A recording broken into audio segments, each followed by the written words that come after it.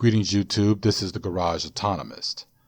As always, I log into YouTube under this account, and at the top of the suggestions page is always some video by some reactionary scumbag.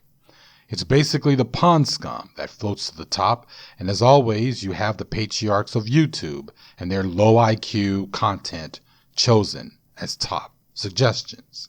I mean, it could never be people who I like and respect. New Possibilities, Curious, Jenny McDermott, Natalie Alford, or a narco blonde, or vegan anarchist. But instead, I got this coon, Ansel 1961, with his stupid video. But hey people, anybody want to make a guess what year this man was born? Basic. Anyway, the video in question was titled, Black Fathers, Teach Your Sons to Recognize Poisonous Women. Now I found this very peculiar, being that the thumbnail for this video featured none other than Diamond Lavish Reynolds. Now what would she have to do anything with poisonous women? So I went on ahead and I clicked on the video. Now, due to the fact that Ansel has no talents or opinions of his own, the video itself was not commentary coming from him. Instead, it was a mirrored video. Now, this video was basically a Newsmax story, and if you are not aware, Newsmax is a right-wing news outlet that was originally funded, among other people, by the family of the late Central Intelligence Agency Director William J. Casey. Yes, that William J. Casey, the one who overlooked the Iran-Contra affair, who could not testify before Congress at the time to answer any questions regarding his knowledge of the affair because he was rendered incapable of speech due to brain surgery.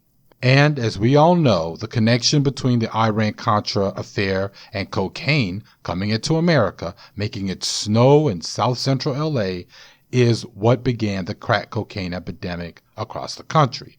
Oh, and because I'm not speaking from conspiracy theory, please look up journalist Gary Webb's work regarding the CIA and Ricky Ross connection, and their connection to the Iran-Contra scandal. If you can't handle reading his work, check out the movie about Webb starring Jeremy Renner, the guy who played Hawkeye from the Avengers. He was also the producer of that film.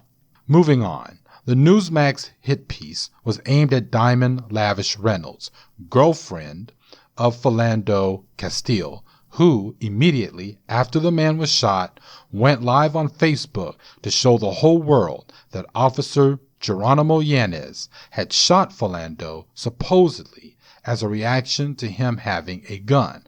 According to Lavish, Philando was told by the police officer to get his ID. Now, this Newsmax hit piece will show, and I linked it in the low bar, that Diamond calmly filmed the events in the car as her boyfriend breathed his last breath, and her daughter was in the back seat with the pig, Geronimo Yanez's gun, trained on all three of them. For this, Diamond will be demonized as a woman who exploited her boyfriend's death in the same light as one is taking a selfie. But why? I've made this comparison before and I will make it again.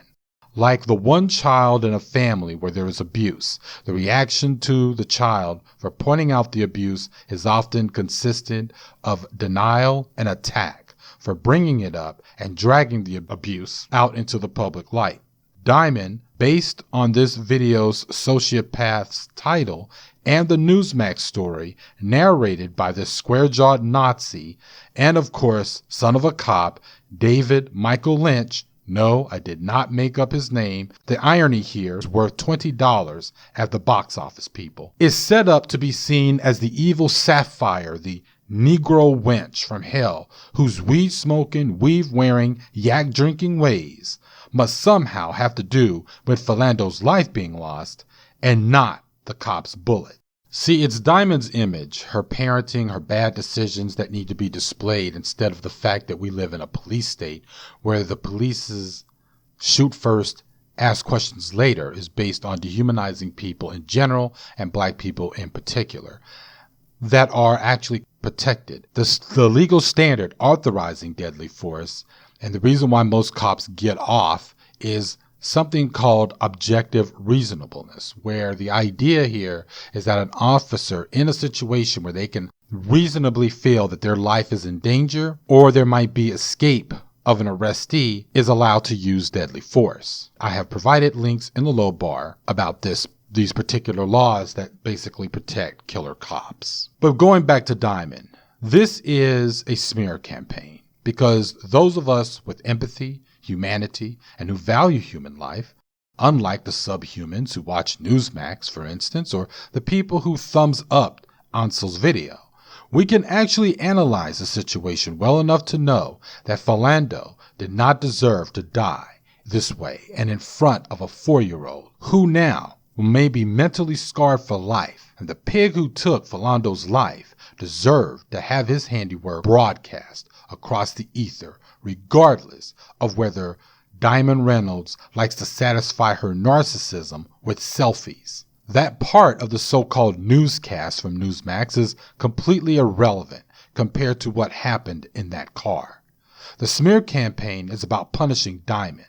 If not, it's a silence, then it's a vengeful act for recording Philando's death. They also attacked her in the news segment for being so calm during that entire process. Here's the thing. Black people know this, and Latinos really, and again, black people with common sense, they all know this for a fact. Any sudden move when a cop is already excited normally will mean that you're going to be the second corpse. Of course she was calm. She had every reason to be calm, but to continue recording. For her 4-year-old was in the back seat. Why would anyone want to be murdered in front of their child? And believe me, that pig would have murdered Diamond. And probably the kid.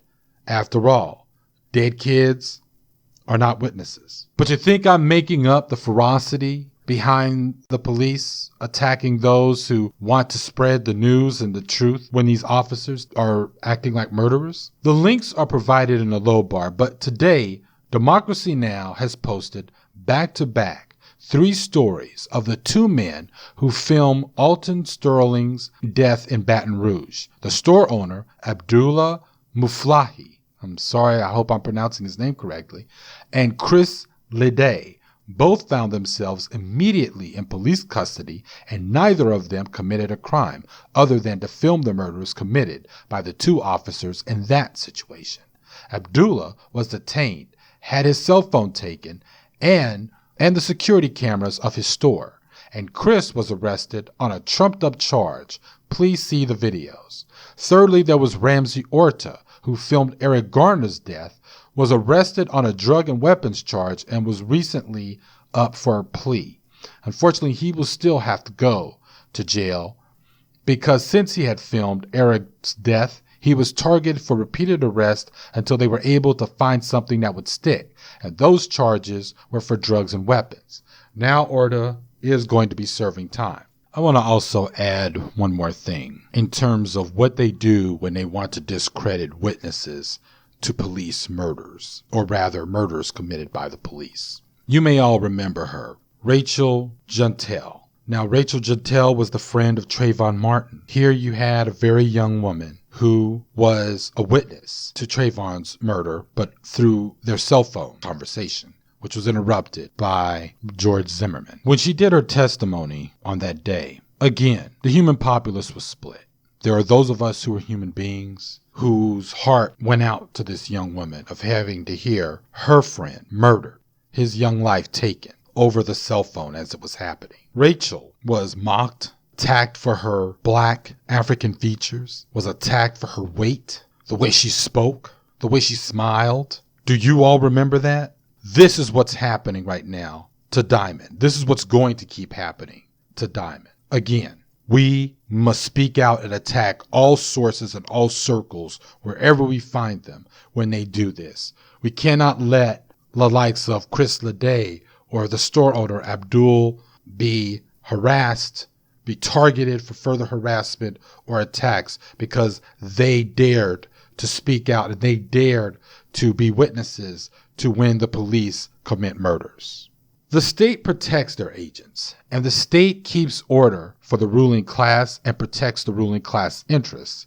If we want justice, we need to work for a full overthrow of the current system. But in the meantime, watch for those who will attack the whistleblowers, for they are the agents of social injustice. Now, I'm going to conclude with 2 announcements. Tomorrow night, I'm going to have a special guest on what might be my last stream on this channel, and that will be with Coon Logic. He will be joining me tomorrow night for my live stream. We're going to be talking about this and that, so just tune in. It's going to be a bit of a surprise. But the second announcement is to replace the stream night from here on out will be a new channel that I have formed with Curious. The name of the channel will be called Food for Thought, where we will be talking about various issues, and it will be streaming.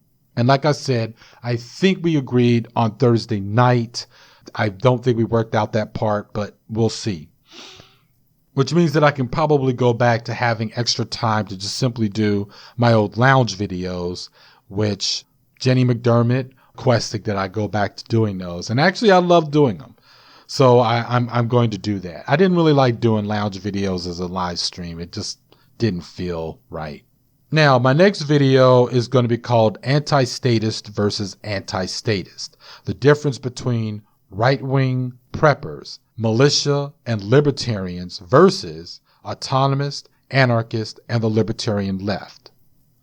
That's it. Until then, this is the Garage Autonomist.